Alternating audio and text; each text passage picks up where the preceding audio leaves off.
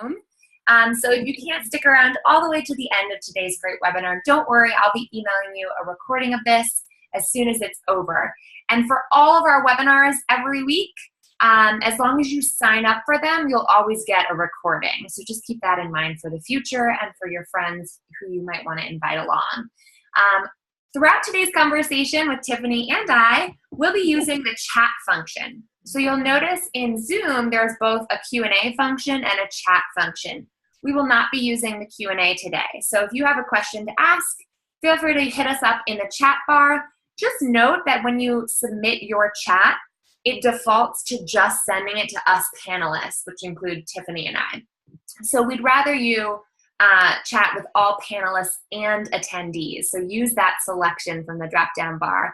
And for those of you who are here on time, tell us where you're tuning in from. Tiffany's tuning in from DC, the DMV. I'm now in Denver, Colorado. So we'd love to hear where else, what other corners of the earth we've got bosses tuning in from. Hey, from Boulder. Got some California bosses in the house as well. Fantastic. Oh, Orlando, Grand Caymans. Hey, take me. Look at all these places. I love it. Oh no, Ashley can't hear. Is anyone else having issues hearing? I'll tell Ashley to log out and log back in again. Glad to hear no one else is having issues. So as a brief reminder, hi, I'm Emily Aries, the founder and CEO of Bossed Up. Tell me if this is your first ever Bossed Up webinar. I want to hear about it in the chat. So let me know, give us a wave, give us a shout out if this is your first ever Bossed Up webinar. For the newcomers, welcome. I started Bossed Up 5 years ago now to work with incredible women like Tiffany to help women craft happy, healthy, and sustainable career paths. I burnt out before the age of 25, and I really think that in our overwork culture, especially here in the United States, combined with the unconscious gender bias that so many of us are still up against, and for women of color, there's a lot of other biases that we're up against, and there's all these intersections of bias that women of all different walks of life have to run into, that we need to stick together. And frankly, we need safe spaces, brave spaces, a courage community, as I like to call it, of women who are supporting one another, who really lift as we climb. So that's what Bossed Up's all about. All of our training programs, all of our free content, including webinars like this, or our bi-weekly podcast that I host, or the articles and resources that you can find for free at bossedup.org. These are all here to help you craft a career and life that works best for you. So today's conversation, oh my goodness, welcome. LaQuanda, this is your first Bossed Up webinar? That's wild. LaQuanda worked with me and is a bootcamp alum. Do we have any Bossed Up bootcamp alums in the house? Give us a shout out in the chat bar as well. Just to give you some back-end info, and I'll tell you more about bootcamp at the end here because I have a special offer for you for joining us live today. Bossed Up Bootcamp is the program that started it all. Hey, Shannon, I'm so glad you were here in Chicago. And we had Kelly, who was also in Chicago this weekend. So Bossed Up Bootcamp is our 2-day, weekend-long training program for women who are navigating career transitions. The best thing I do. It's what started the whole company. We've done 30 some odd of them now since starting in July of 2013. So we're coming up on our 5-year anniversary of bootcamp. And I'm honored to have now really cultivated a whole team of Bossed Up Bootcamp trainers, including the fantastic Tiffany here with Policy and Fashion, who has spoken multiple times at Bossed Up Bootcamp, who's on our trainer team, and who's got so much to share with you today. So I'm going to make sure that we kick things off right. Thank you for being here. Ask your questions throughout today. I'll be managing the chat function.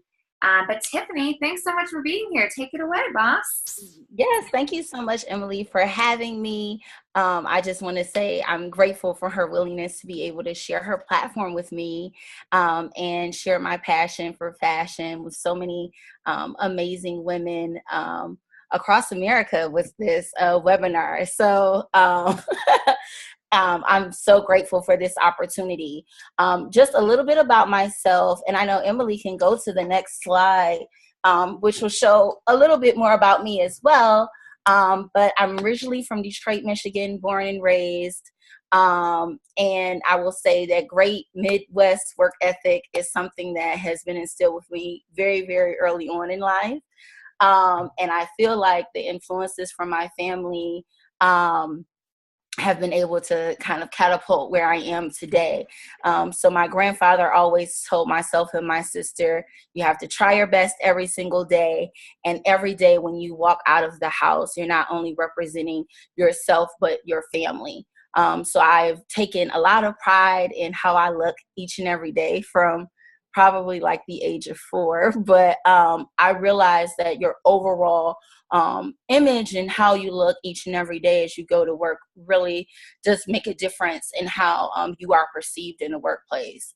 As I transitioned in kind of to college and coming out of undergrad from Michigan State, in my mind, I thought it wouldn't be an issue. Just get a job, you go to work, I'll be fabulous, I'll be successful, and I'll be amazing.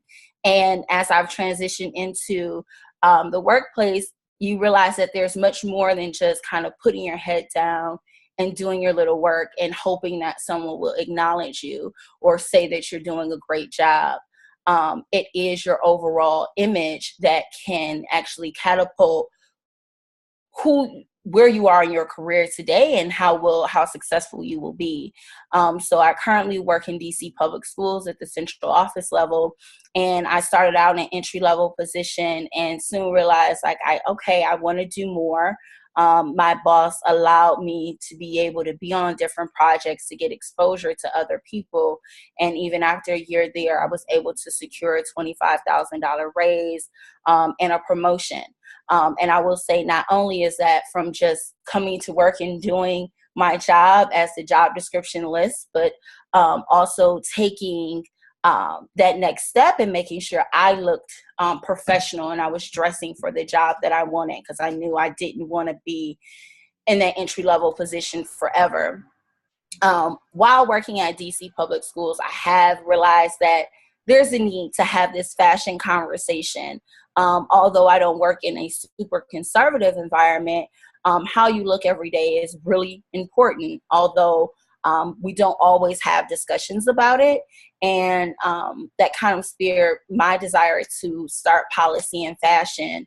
As we navigate this thing called career life, it's important that we look the part. And I found that some of my coworkers, while they were brilliant, were trying to turn bodycon dresses with blazers over them into work attire. And I would hear other people kind of talking and laughing essentially at these brilliant women who educationally were on par, have gone to top tier universities, very educated women, but their overall presence and how they looked in the workplace just was not there.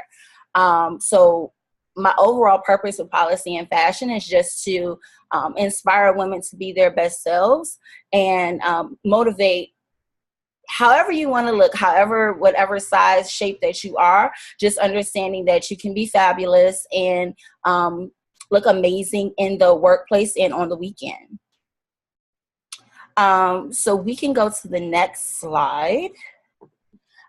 So fashion is a way to say who you are without really having to speak. And I think this is critical to understand that, while we don't always talk about it, when you walk into a room, people don't get to know like, oh, she has an amazing personality, she's so educated.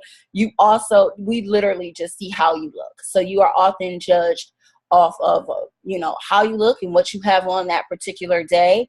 And it is a way to communicate. Your clothes are helping you communicate who you are to others. The next slide. So we're going to cover what does having a professional image mean, how improving your professional image can transform your career.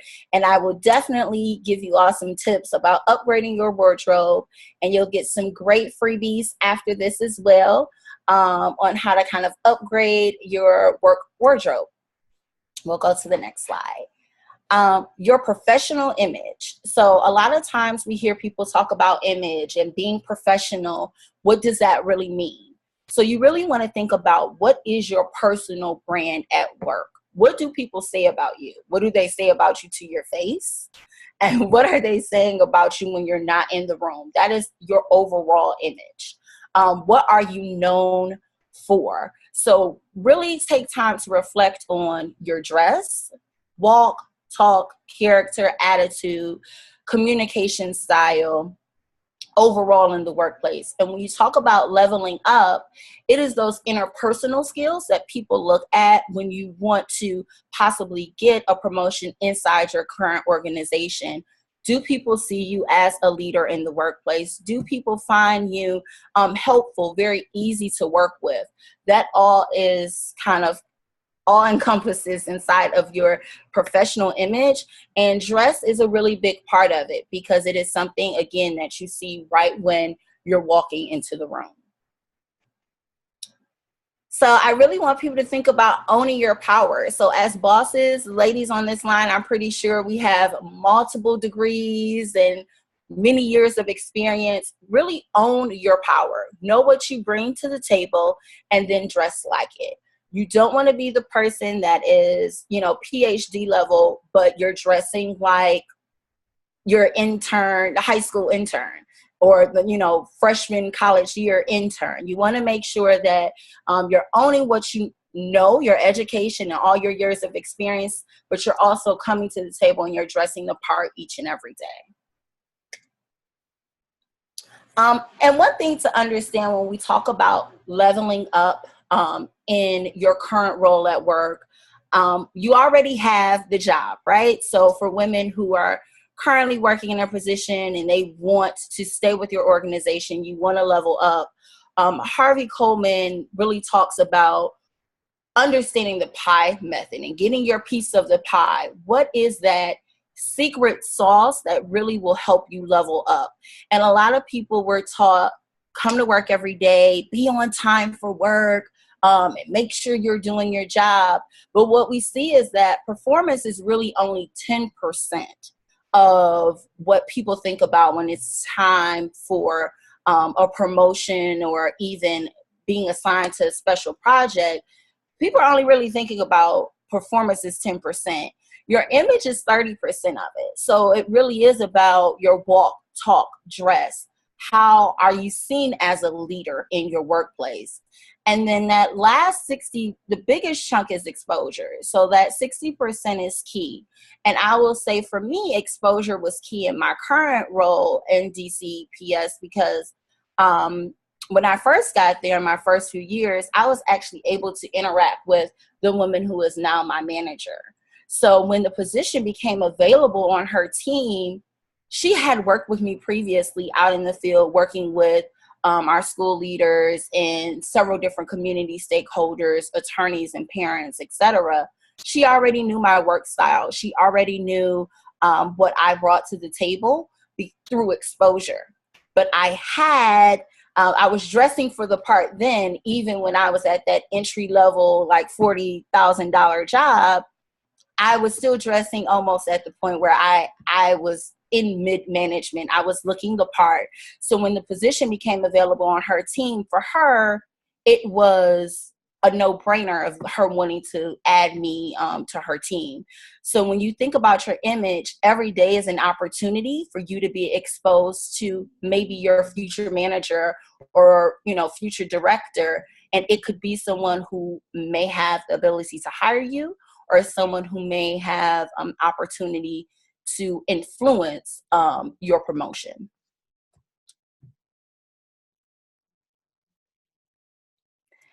So personal image, there's a lot of research around women in image that just really cannot be ignored, particularly for women of color as well. More is starting to come out of how that can influence our career opportunities as well. But your self-presentation is chosen and is seen as a reflection of your personality and values. So every day you make a conscious effort to get dressed, and that ultimate end product is how you are presenting yourself to the world. So every day when you come to work, it's reflective of your personality and your values. So you want to make sure that you're well groomed and kept every day, because that shows to many people how serious you may deem that job or the role that you're working in. You embody the clothes that you wear, and it has symbolic meaning. So Enclove Cognition talks about when you dress well, you feel better about yourself. And it has been found that when you feel better about yourself, you produce higher income outcomes at work. So your productivity at work can increase. Your overall outcomes for maybe whatever project that you're working on can increase when you feel better about yourself. And often on my worst days, I wear my best outfits, because it is a little jolt of confidence when you make sure you are putting yourself together well enough to go out into the world. You kind of are building that confidence in yourself before you even get to work. For women who are thinking about maybe transitioning jobs and interviewing, making sure you understand that your clothes are sending cues every single time, right? So, and people, it doesn't take long in an interview for people to realize whether or not they like you. Obviously, they may not have a whole lot of time to even interview you. But what research is showing is that the cues that your clothes are sending literally helps the people categorize whether or not they think you're a good fit. So if you're coming in for a project manager position, but yet maybe your overall presence when you come in, your confidence level, what you also have on that day, your outfit, if it's not communicating that level of confidence that this particular job may be looking for, people easily count people out just literally off of the clothes that they wear.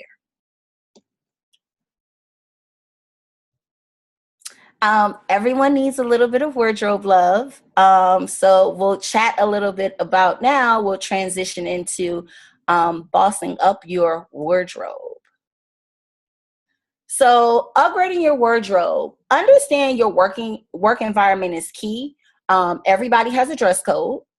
Oh yeah, if you guys have questions, just let me know. You may have more questions at this part, because this is when things get tricky.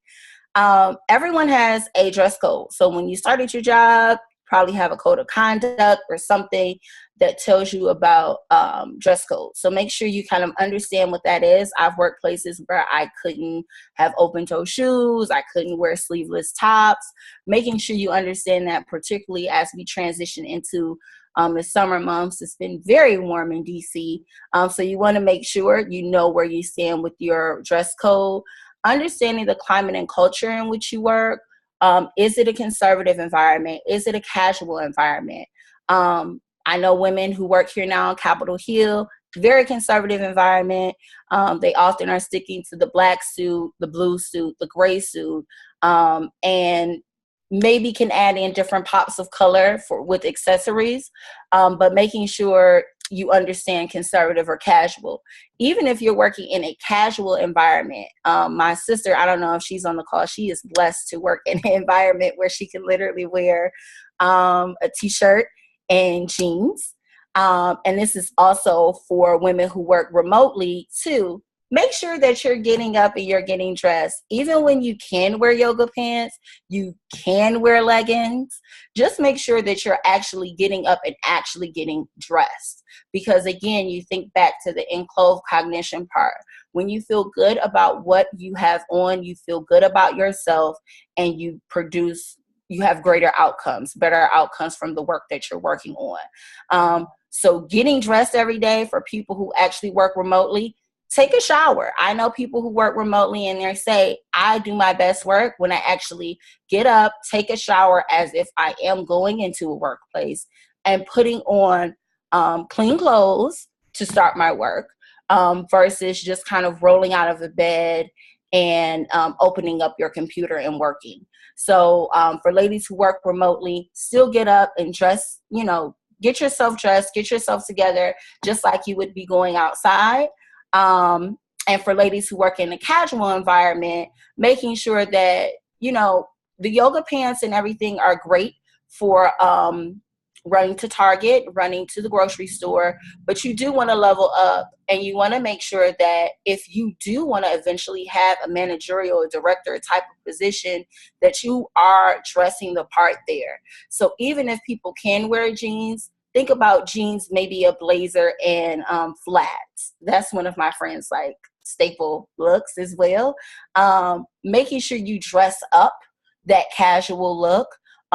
Even if you see people around you wearing all types of things, like they're going to the beach as we're in the summer months, still try to get yourself dressed every single day to be presentable in the workplace. Hey, Tiffany. Yes. We've got a ton of great questions here, and I'm also like listening intently because obviously I'm one of those remote workers. When I'm not on the road, I totally slide into those bad habits of like just being a bit of a slob at my own desk. And I love what you're mentioning about doing this for you. Yes. I certainly feel better today because I have real clothes on and I took a shower and I got my workout in this morning. And it makes such a difference. We've got some interesting questions from other remote workers. So RCW asks, she works remotely. How can she best level up on camera? Because she's usually doing, calls, video calls like this. And as a follow-up, Michelle asks, she works remotely for a global company, which means that she's on calls at 6 a.m. and 10 p.m. and staying fresh, right? Staying looking fresh is hard for that amount of time. So any tips to speak to either of those challenges? Yeah, so on camera, you definitely, I'm not saying do full face, but you can definitely do like a tinted moisturizer, and maybe even like a highlighter or bronzer just to kind of brighten up your face. So just make sure that your hair is combed, whatever style that you want to pick for that day. For days where my eyes are just like really dry and tired right now, I have on my glasses, but my glasses are fancy enough to where I still look kind of put together. Good lighting is also key. You just don't want to make it seem like you're living in a cave.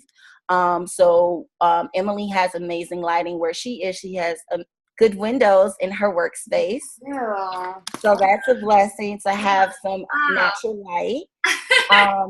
And then when you don't, like literally, you may have to turn on every light in your house, right? To make it seem, or whatever room that you're in, just to make it seem like you're not working out of a basement. And then I also that's such a good point. I want to plug this little round attachment light that I got on Amazon that attaches to your phone or your webcam. It's battery powered.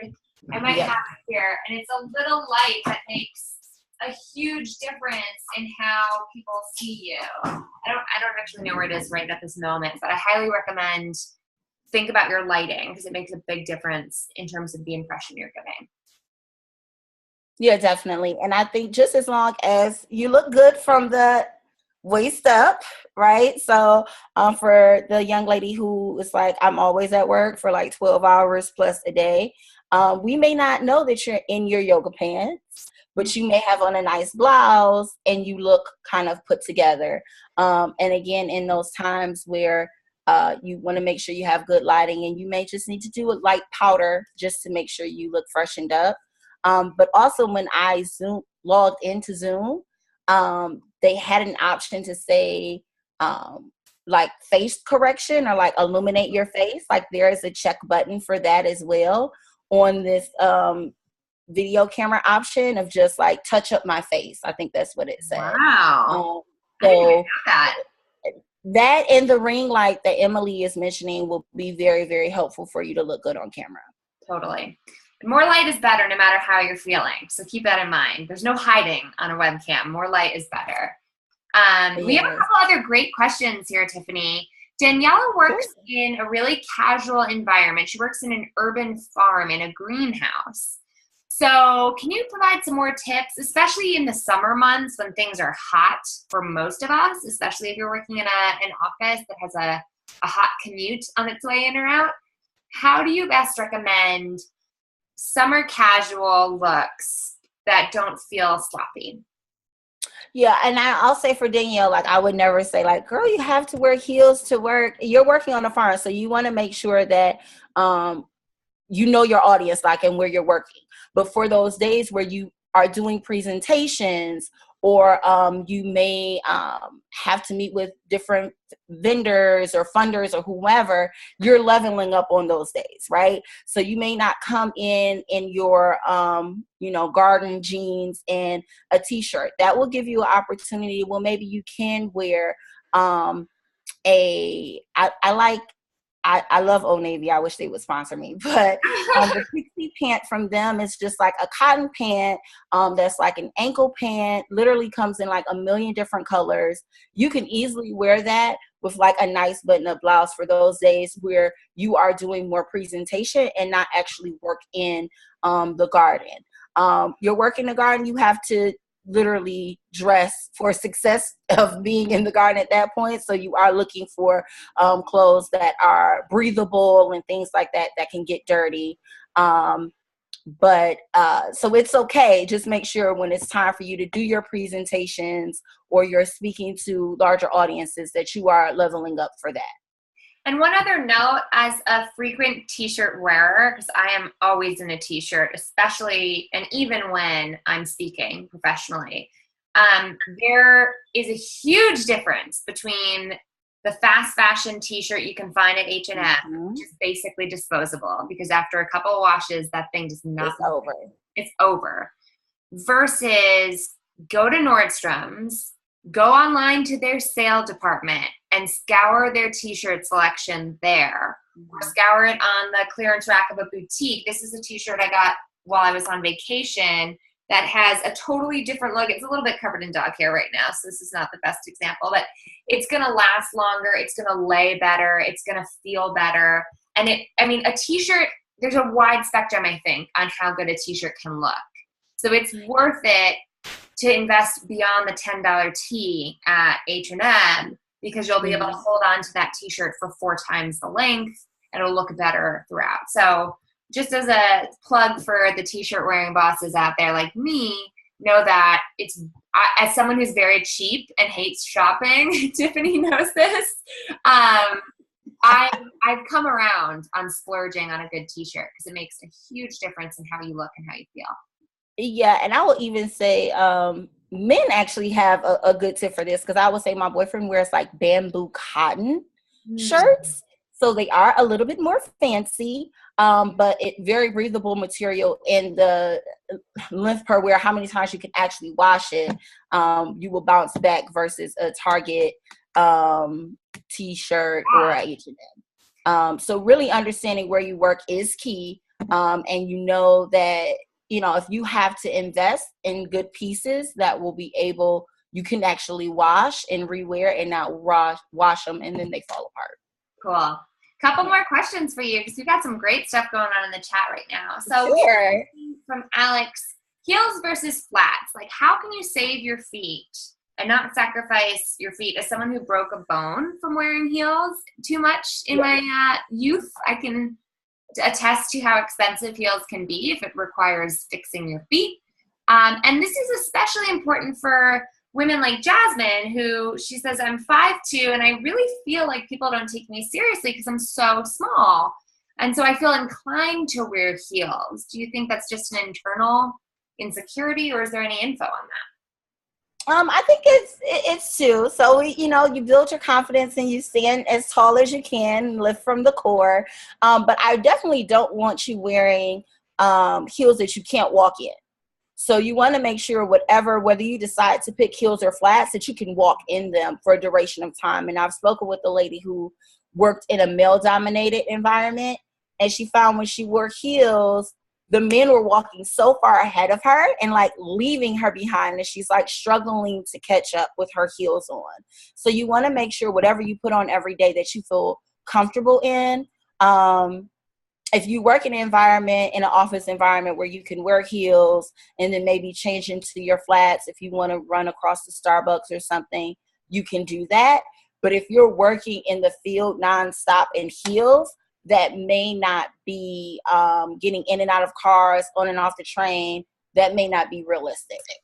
Yeah, I used to work at Aerosols when I was a young person. I think it was like one of my first jobs ever. And I have to say that some of those comfort heel brands are also really worth your attention. They're not all hideous looking either. So Yeah, they don't. Aerosols, Yeah, aerosols. Kohan with Macy's has a sale. Are also very, very stylish. yeah, Um, I think it's like and the softy. price point is different, Yeah, but you will definitely pay for good shoes. So if you're always on your feet, really pay for good shoes. You may not want to get those Target or H&M heels because your feet are going to hurt.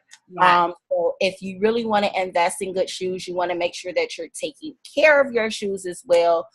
So feel free to see a cobbler, get those tips repaired on the heels, maybe the toe if some of the leather is scuffing off, scraping off, making sure you're maintaining your investment pieces when you do buy them. Exactly. And it's so much better to invest in a comfort heel or a kitten heel that's going to last you and invest in the upkeep of taking it to a cobbler once a year, maybe, than to have to go through disposable heels that hurt your feet. Again, I think the theme here is some clothing is way less lasting than others. So an upfront investment can be hard. It can be hard to bite the bullet. I totally get that.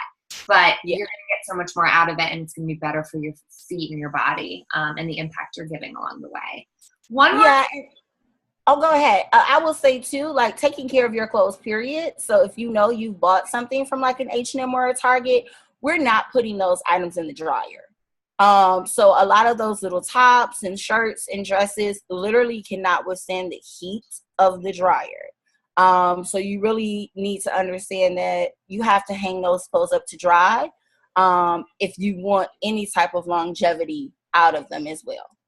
So here's a fun question from Ashley, who says, Tiffany, you're so great, for starters.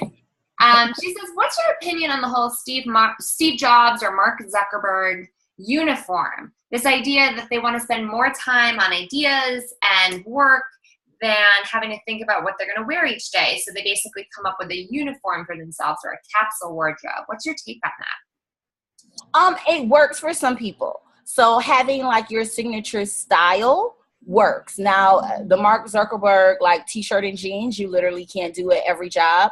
But the idea of having a capsule wardrobe works. There are several clothing lines now that have like 9 to 5 kits that are very like mix and match with the pants, skirt, blazer, and being able to match up the top, mix it up and blend it up from day to day. I get outfit fatigue. So there are some days where, I may want to do something a little different. But once you find things that work good for you and your body type, really stick with it. If you like the fit and flare dress, that's fine for you to get it in multiple colors. If you like the pencil skirt, if you like a wide leg pant, you work with what works for you. And if you want to do a capsule wardrobe, it's fine. A lot of people talk about having that minimalist look, and where you're only kind of interchanging maybe different accessories, different shoes to make things look different. But with that, you have less clothes. So that means your quality of the clothes need to be high. Right. So you're not really trying to have only 2 pairs of dress pants, but they're all from, the clearance rack. So you want to make sure your quality clothes are good as well. Great. And then the last question, which I think brings us right back to your slideshow here, is you write here, know your body type and signature style. And knowing your body type can be really hard. We've got women in the chat who are saying, I know that stuff looks really good on other people. I admire what they're wearing, but I have a hard time figuring out what looks like for me. How do you find your own style? From Rose, that's what Rose had to say. And then Desiree says, listen, I'm a more full-figured curvy woman. I'm a teacher, and a skirt or blouse that looks fine on someone else gets a little inappropriate for me. So how do you really play to your body type and develop a signature style that works specifically for you? So two things in trying to figure out your body type. There's some books and things that I can recommend to in the end for women. But if you are like totally at a loss for shopping, you absolutely hate shopping, maybe you can go the route of a trunk club or Stitch Fix, where you have a personal stylist that will work with you and send you items to kind of try on so you can learn what your body type is and kind of learn your style. It really comes from actually trying on clothes. And I know people actually hate trying on clothes at the mall or hate trying on clothes in the store. But you start to realize what you feel most comfortable in when you try things on. So that is kind of my take for that. For people who may be concerned about if maybe you have a large bust per se, maybe the button up shirt isn't the best selection for you. Maybe you're trying to find a shirt that is more flowy or gives you more space in the bust so you don't have to worry about, buttons popping off or just the buttons gaping open and people able to see like your bra. So really understanding, and with the pencil skirt for what Desiree shared, for the curvy girl, it could get risky with the pencil skirt. So sometimes if I have one, I'm sizing up, and it's okay to size up in a dress just to get a more comfortable fit. And then sometimes maybe you want to do that look with a longer jacket. So you don't want to bring as much attention to your bottom half of your butt and hips. Maybe you want to kind of conceal that point, but still have on a sleek skirt in the front. You can still do that. But just being aware of your audience, and children are very interesting to work with, and making sure you feel comfortable too. So you don't want to have something so tight where if you bend over, it may rip. That is like the worst experience that could happen in life. So be okay with sizing up. You can keep your bodycon dress for the weekend, but you can be okay with sizing up for stuff for work. It's okay. Awesome. So let's get back to the presentation, and then we'll leave some time. I'm so thrilled we have so many good questions coming in, but we'll get back to Q&A later. Do you want me to stay on this slide or next slide? Yeah, we can stay on this slide because I think we've already touched on the signature style and what we feel most comfortable in. But I do want to really tap on starting at home. There are things that you have in your closet that you can wear. Everyone has clothes. I have a whole lot of clothes. You need to do a closet audit and really review what you have. So that means you need to look for the items that you can't fit anymore. So if you're really trying to still fit those jeans from your first year in college, I think it's time to let them go. In addition, if you have items that maybe need repair, so you have a blouse that you really like, you can fit, but maybe there's a rib or maybe there's a button that's missing, really start thinking about the items that you can repair and kind of continue on in your rotation for your wardrobe, because there are really good items that you can't wear just because they're missing a button. Maybe the pants need to be hemmed or a zipper needs to be fixed. Recycle. Again, if there are items that are too big or too small, please find your local Goodwill, Salvation Army, Dress for Success, even a consignment store, to let go of your items. And then that will give you opportunity to have space for new items. I work with a consignment shop here in DC, and I think I've made like $300 just selling my clothes in the last few months. So that can give you a nice little fund to upgrade your wardrobe. When you're shopping, really consider price per wear. So if you are looking to splurge on a piece, really make sure that it is worth it. It is something that you can wear in multiple seasons. So Emily says she knows she wears t-shirts a lot. She's working from home. That is a part of her, I would say, her signature style, because she loves a good V-neck. Really think about when you're investing in those pieces, how many times you're going to wear them. If you know you're going to wear something a lot, it's okay to spend more money on it, but you're not spending, $1,000 on a white purse that you can only wear in the summer. So really make sure your investment pieces make sense and it's something that you can get a lot of wear out of, preferably something that you can wear to work and also wear on the weekend. We'll go to the next slide. Getting the look for less for the ladies who are on a budget. You really, really you feel like you need to upgrade your wardrobe. You feel like you need to go shopping. Make sure you're starting with a budget and a plan. I think some of my friends are on here and they're like, Tiffany don't budget. She never has a plan. She's just always shopping. I actually really do have a budget and a plan when I am going shopping. I know what items I want and I know how much I'm willing to spend for them. How much I'm really, my maximum amount, and then the amount that I would prefer to spend. So when you're shopping, you can go to low-cost stores, but you don't want all your clothes to be from Target. So I do a lot of mixing between Ann Taylor, Banana Republic, and a Nordstrom, but maybe some Target pieces. So be okay with shopping at like JCPenney's. It worked for you for your school uniform. My mom always shopped there. They have some decent workwear items. You just want to make sure that these things fit. So one of my amazing friends, I don't know if she's on the webinar today, but she's like, Tiffany, this is $3, so I bought it.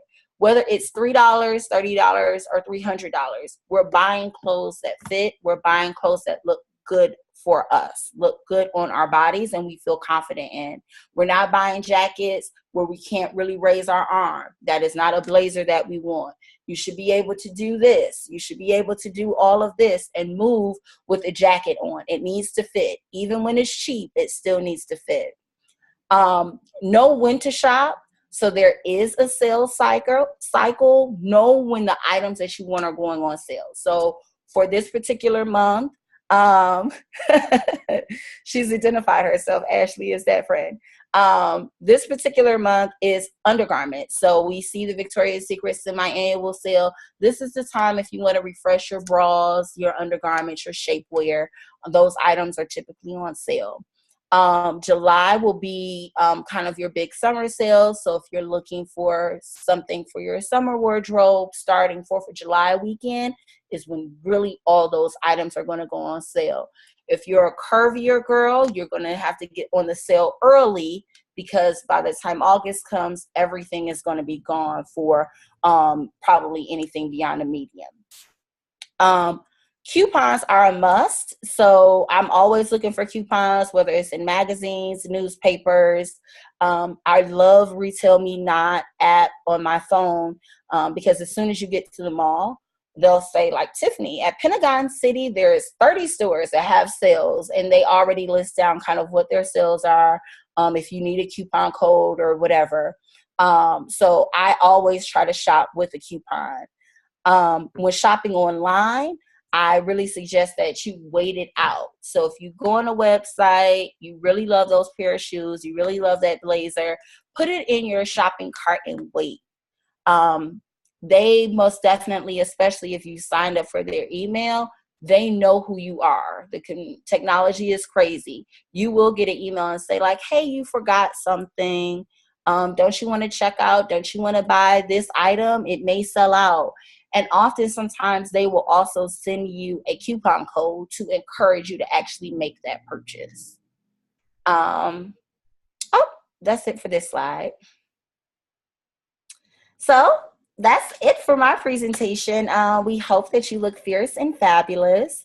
And Emily, if you click to the next slide, everyone will be able to see my information. You can follow me on Policy and Fashion on Instagram, as well as Facebook. And my web address is there at policyandfashion.com. Any more questions?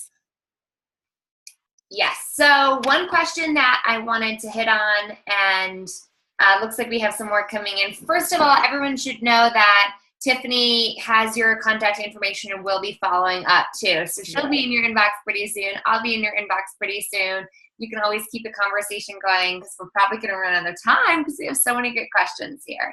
But a clarification when it comes to buying and then maintaining clothes, especially clothes that might require adjustments. What do you feel like is the right price point to consider? Is it practical to buy and then get it adjusted? So taking it to a seamstress. When is that? What's your advice on making a decision? Should I buy this garment even though it doesn't fit me perfectly? It has to be a quality garment.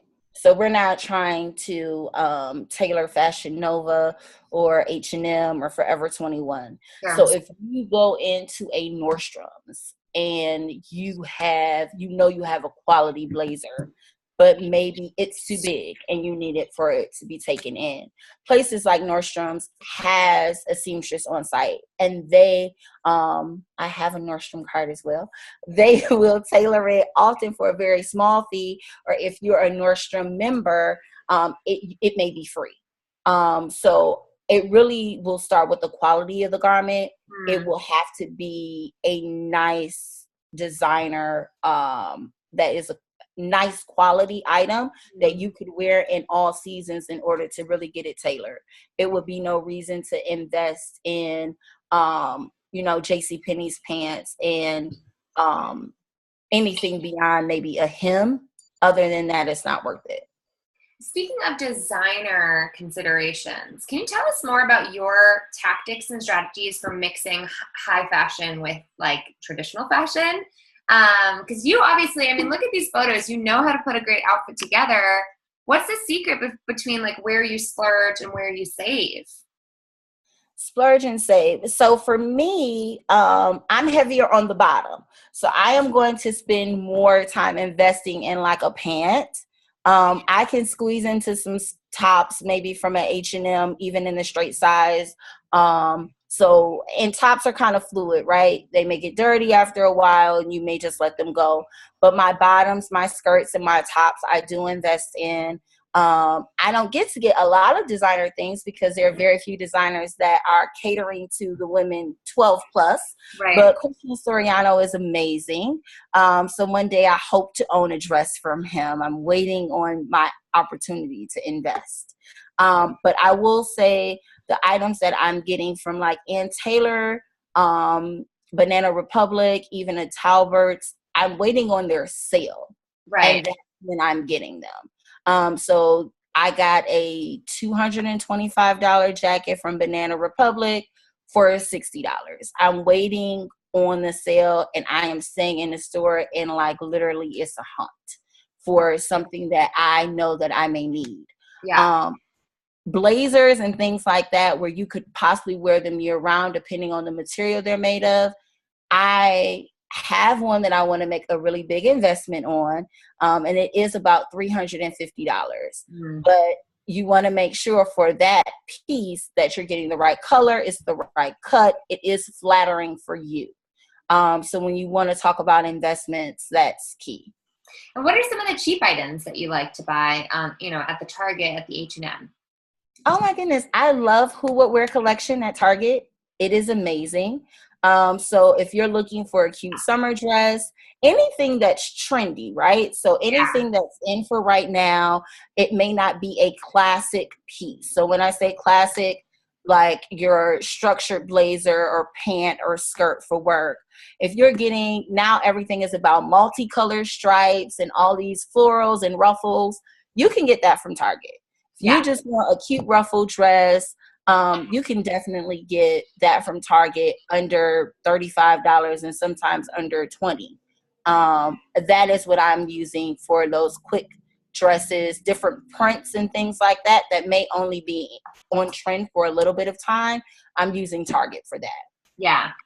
I also love accessories on the cheap. I'm all about, I mean, we're not talking about like purses, which are functional more than anything, but like jewelry, belts, sashes or whatever. I think that's where I hit up the cheaper stores as well. Yep, those tassel earrings that everyone is wearing now, you can get those from a Forever 21, from a Target. The statement necklaces, depending on, some of them can look a little cheap on the cheaper end if you get them from those places. But I love Aldo accessories, although it's a little bit more pricey than Target. They're a little bit more unique pieces and they're cuter, especially for that statement necklace or earring. And then sometimes, let's be honest, we have something and you're out, you pull it by mistake, it may fall apart. So you want to make sure, some things you don't want to pay too much for, because they may break one day, and be okay with that. It's not Tiffany's. Right. So, Right. and those are pieces that you may just want to blend in every so often. So you're not wearing that statement necklace any day, every day, all day anyway. Awesome, Tiffany. Well, this has been so helpful. I know a lot of our attendees here have gotten a ton out of it. There's a lot more where this came from. So head to Policy and Fashion right now, and Tiffany will be in your inbox soon. I'm sure there's going to be follow-up questions. So definitely hit up Tiffany at Policy and Fashion on Instagram or Twitter. Thank you, Tiffany, for being here. This is always a great conversation. And I'm not one, Tiffany and I have talked for a long time philosophically about fashion and getting bossed up. I'm not the biggest on-trend person there is, right? I keep it pretty simple. I'm more of the Steve Jobs philosophy myself. But I think it's so important to acknowledge what you said about looking good is about feeling good. And looking good isn't about fitting into some other person's standard. It's about making sure that what you're wearing isn't detracting from the energy and effort that you want to bring to your initiatives, to your work, to your fun. Like, that you feel fun about it, you can have fun with it, but that it's also leaving you feeling confident and capable. Because when you look good, you feel good. It's so true. Yes, it is. So in closing, I just want to give you a couple of other tips for where to find more Bossed Up resources like this. The free Bossed Up podcast is definitely something you should check out if you haven't already.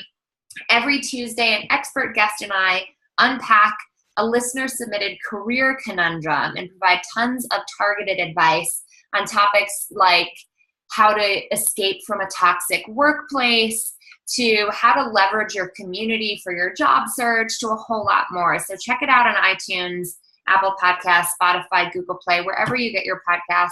Every Thursday, I've got a 5-minute or less quick mini episode that's got one boss tip to help you level up in your career game too.